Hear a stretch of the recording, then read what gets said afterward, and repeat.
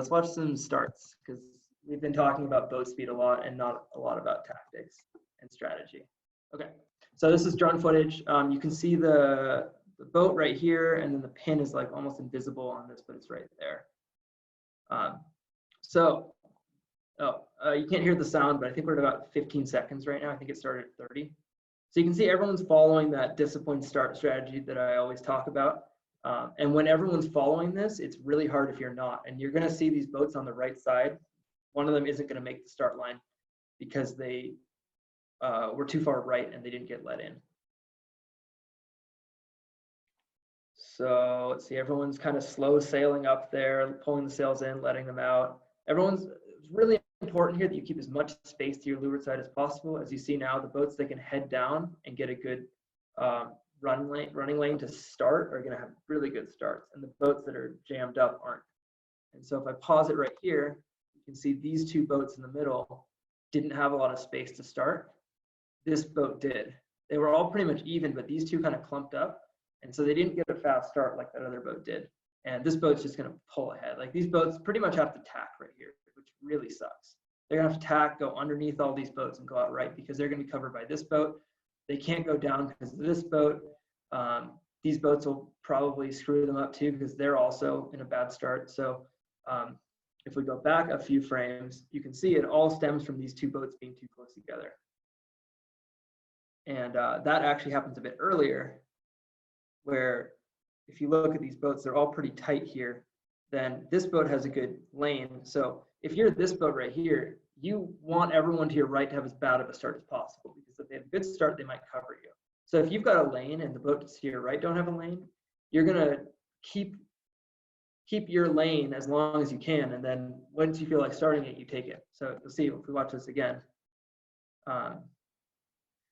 Here it is now. It's like, okay, I'm gonna go take this start, and this boat's slow to respond and just screws over those guys. So kind of what I was talking about, where if you're that blue tip boat, you wait as long as you can, you get a really good start, and then all your competitors are screwed. So if we watch another start from a little bit of a weird angle.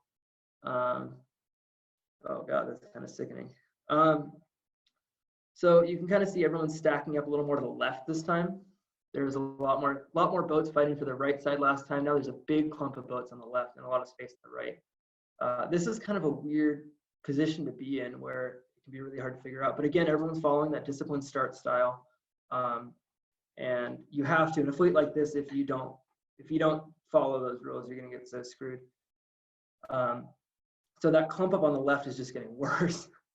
And no one's really going to have space to start over there. Meanwhile, the boats on the right are going to have more space, but looking at the start line, they're kind of not as favored.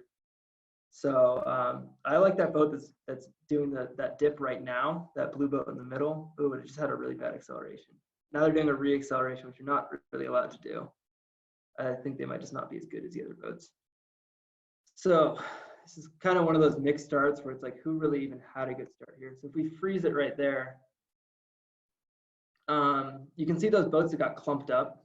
The further right you go, the more screwed you get. And it actually makes sense when you think about it. This boat that's the furthest on the left had a lane. This is a risky game if you're that boat, because if you go too far left, you won't even make the pin, and you'll have to, restart basically. But if you're right, then you'll get a clear lane, because there won't be anybody to the left of you. So they guessed it right, and they got a really good start. And now the problem is they can't tack until like maybe 7 boats tack. So unless they're super fast, which they probably are, because they did. Usually people who do weird starts like that tend to be really fast. They're gonna have to wait a long time, or they're gonna have to tack and go underneath everybody to go out, which I don't think they would do. So that's the problem with being left. Now the good thing is that they get the first chance to dip and accelerate, and this boat gets the second chance, which then this boat gets a chance, and this boat gets a chance. By the time these boats here get a chance, it's probably the race has already started. So that's what happens when you're in a clump, and that's why it's so important to keep space to your left side. Now, if we go back, like these boats never really had a chance to get a clump. Like there's so much fighting for this side, if you're this yellow boat and you want to get out, you needed to make that decision about 20 seconds ago to double tap and come over here or something.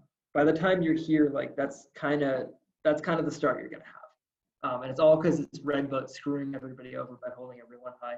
So, you know, this can be a really hard thing to put together when you don't have drone footage.